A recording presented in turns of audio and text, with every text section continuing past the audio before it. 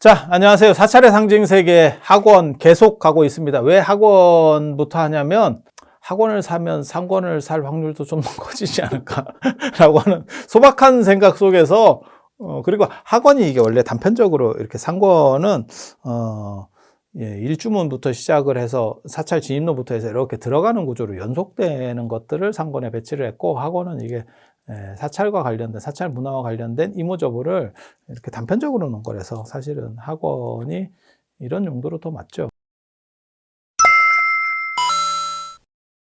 이번에는 50번째 수인의 의미와 상징. 그래서 부처님 같은 경우는 다 다른, 그 생각 해보셨는지 모르겠는데, 저희 때 학부 때 이제 무슨 논쟁이 붙었냐면, 대학에서 무슨 논쟁이 붙었냐면, 수업 시간에 모든 부처님은 다 다르게 생겼냐? 같이 생겼냐? 똑같이 생겼을까? 다르게 생겼을까? 라는 생각이 있었어요. 언뜻 생각할 때는 다 다르게 생긴 거 아닙니까? 라고 할지 모르지만, 완벽한 깨달음을 얻었다면, A가 완벽해졌고 B도 완벽해졌다면 그것은 완전 대등이 돼야 되는 거 아니냐? 거기에 차별성이 존재한다면 그것은 대등관계가 아닌 거 아니야? 라는 논점이에요. 내가 깨달음을 얻었어. A라는 사람이 깨달음을 얻었어. B라는 사람도 깨달음을 얻었어. 그 깨달음이 그냥 일반 대등이면 그러면 같은 깨달음 레벨이야 라고 하는 건데, 이게 완전하면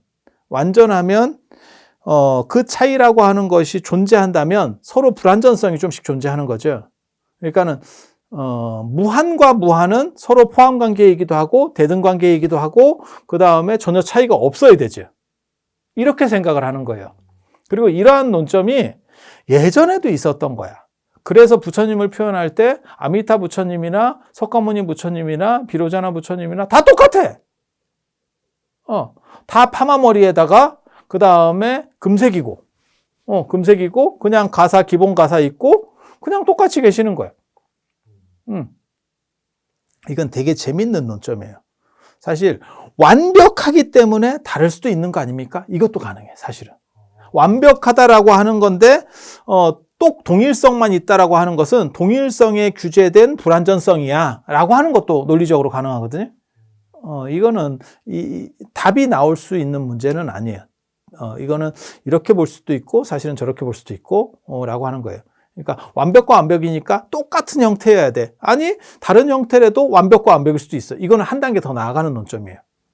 근데 이런 걸 자꾸 얘기하면 이제 장사가 잘 안 되기 때문에, 이거 사실 화엄 철학이나 이런 데서 이런 논점들이 굉장히 많이 나오거든요. 그래서 화엄이 지금 사람들이 아무도 관심을 안 갖는 거야. 부처님을 지금 현재 불교는 어떻게 판단했냐면, 깨달음이 동일하면 형태도 동일하다라고 생각을 하는 거예요. 부처님들이 이 절이나 저 절이나 조금씩 다르던데요? 그거는 대동소이한 거예요. 그러니까 기본 스타일은 다 똑같고 조각하는 사람에 의해서 조금씩의 차이인 거예요. 그러니까는 머리가 파마머리고 뭐 이런 게 바뀌는 게 아니고 기본 가다는 다 똑같은 거죠. 그리고 세부적으로 눈이라든지 이런 표현들에서 약간씩만 차이가 있는 거죠. 그런데 삼존부를 모셔놓은 상황을 보면 그 사람은 동일한 형태로 모시려고 했다는 걸 알 수 있죠. 세 분을 한 사람이 모셨으면 다 똑같아요. 얼굴도 다 똑같고. 그러다 보니까 그러면 이게 아미타 부처님인지 약사열애인지 비로자나 부처님인지 어떻게 아냐? 라고 하는 논점이 벌어지는 거예요.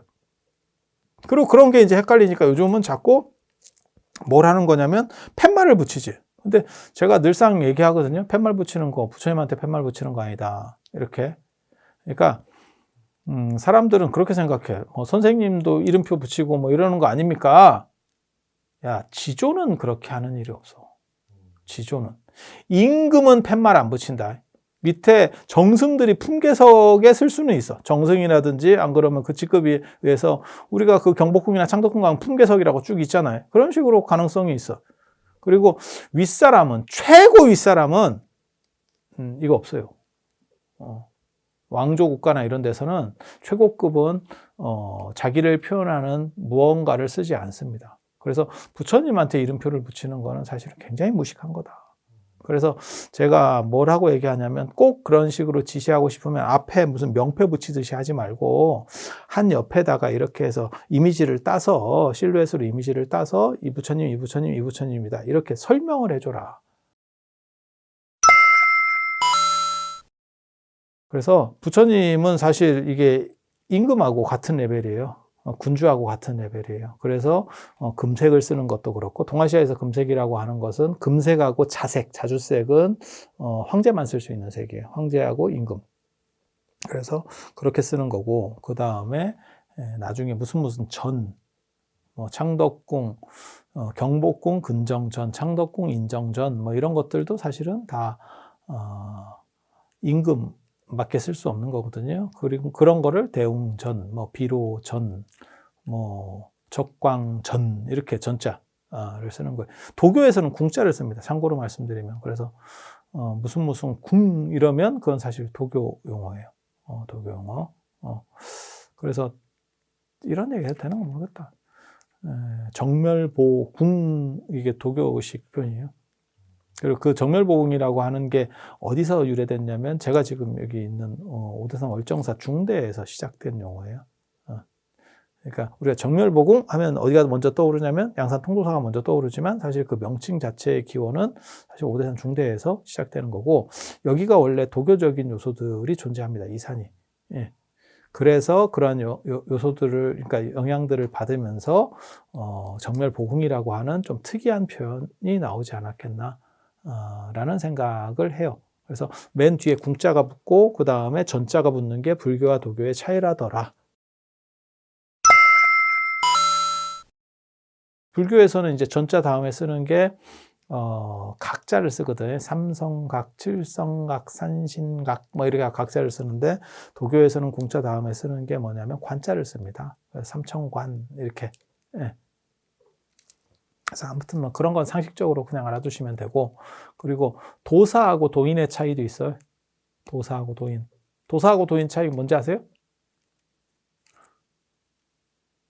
절에도 이런 게 있는데, 절에도 운수납자 이런 게 있거든요. 지금은 요즘은 그런 구분을 안 하는데, 큰 절에 이렇게 대방에 들어가면, 큰 방에 들어가면 다 뭐가 있냐면 청산백운이라고 쓰여 있어요. 청산은 푸른 산이니까 움직이지 않고, 그 얘기는 뭐냐면 그 본방대중, 그러니까 그 절에 상주하는 소임자들이라는 뜻이에요. 상주 승려를 청산이라고 하고, 백운이라고 하는 건 뜬구름이에요. 흰구름 이렇게 떠다니는. 그러니까 그거는 객 스님들을 의미하는 거예요. 그래서 절에서는 청산백운으로 구분하기도 하고, 그 다음에 운수납자 이러면 이제 떠돌아다니는 스님들, 만행 이렇게 하면 다 떠돌아다니는 스님들을 얘기하는 거고. 그래, 예전에 만행 하버드에서 화계사까지 그 형각 스님, 그죠? 그렇게 만행이라고 쓰니까 자기가 지금도 만행을 하고 있는 거예요. 그 외국을 떠돌면서 독일까지 가고 이렇게. 책 제목을 잘해야 돼. 그거 있잖아. 그 노래도, 그 가수들도 노래 제목 따라간다고. 우리는 그럼 뭐로 할까? 이거 대박 이런 거 할까? 끝까지 팔아먹는다 이런 컨셉으로 해야 되나? 책 팔아서 도대체 얼마나 남는다고 이 짓을 하는지 나도 잘 모르겠다. 이게 돈도 안 되는데. 이렇게 찍고 있는 출판사나 나나 진짜 슬픈 인생이에요. 우리 참 찌질이 인생. 그래서 그렇게 아무튼 나뉘는 거고, 도사 이러면 그건 도관에 사는 사람. 그러니까 상주 도사. 그다음에 도인 하면 떠돌이라는 뜻이에요. 그리고 우리가 아까 제가 청산백운 이런 말씀을 드렸지만, 그건 청백이라는 뜻이거든요. 청백. 왜 청백이 이렇게 대응 구조가 되냐면, 이거 굉장히 재밌어요. 우리가 생각할 때는 당연히 청의 반대는 홍이거나 적이죠. 빨간색. 푸른색의 반대는 빨간색. 흰색의 반대는 검은색. 이렇게, 그건 이제 음양론으로 따질 때 얘기고, 오행으로 따질 때는 청의 반대가 백이에요. 그래서 동방청, 그 다음에 서백, 서쪽은 금. 그러니까 뭐 생각하시면 되냐면 좌청룡 우백호, 청과 백이잖아. 백호니까 이렇게. 그러니까 오행으로 보는 거예요. 그래서 우리가 그런 오행룰도 존재했기 때문에 뭐가 있었냐면, 어렸을 때 청백전을 했지. 유쾌한 청백전. 그 다음에 운동회 때도 청백전을 했지. 청홍전을 하진 않았지.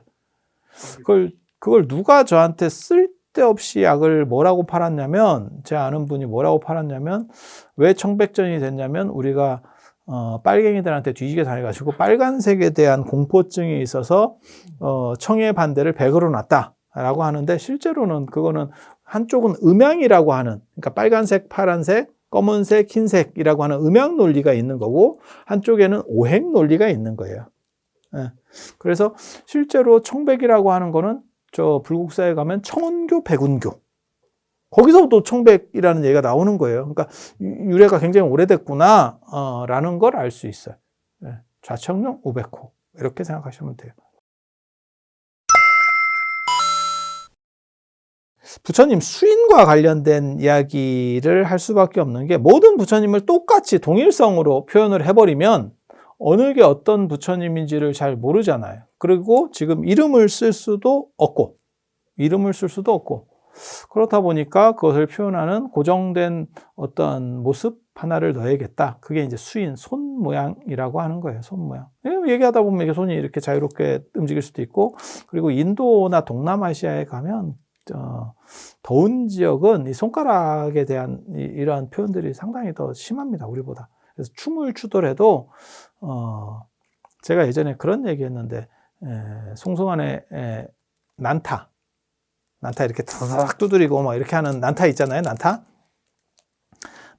그러면 그 다음에 이제 유행했었던 게 점프, 이렇게 막 덤블링 같은 거 하는 그런 점프 공연도 유행을 했었는데, 요즘은 난타 싹 죽었네.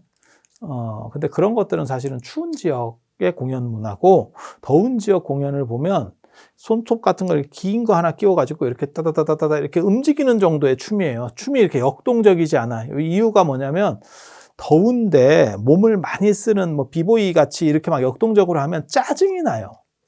그래서 왕이 지금 40도인데 그 앞에서 비보이 댄스를 하는 거야. 막 돌면서 이렇게 하면, 그러면 왕이 뭐라 그러냐면 제 사형. 이렇게 가는 거예요. 짜증이 나.